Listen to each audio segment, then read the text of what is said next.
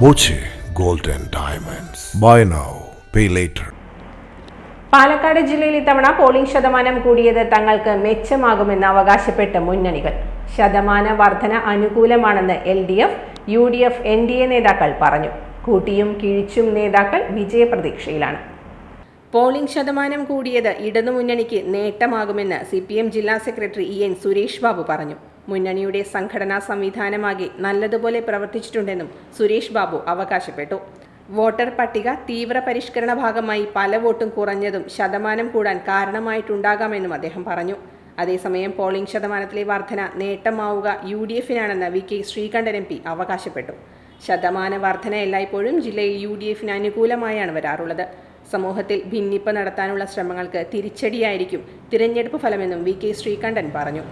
ഇരുമുന്നണികൾക്കും വേണ്ടി കാലങ്ങളായി വോട്ട് ചെയ്തവരിൽ കുറേ പേർ ഇത്തവണ BJPക്ക് വോട്ട് ചെയ്തതാണ് പോളിംഗ് ശതമാനത്തിലെ വർധനയ്ക്ക് ഒരു കാരണമെന്ന് BJP സംസ്ഥാന വൈസ് പ്രസിഡന്റ് C കൃഷ്ണകുമാർ പറഞ്ഞു.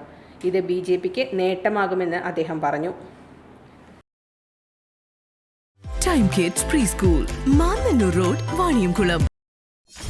.view news. കാഴ്ചകളാണ് ലോകം, കണ്ടു തുടങ്ങുക.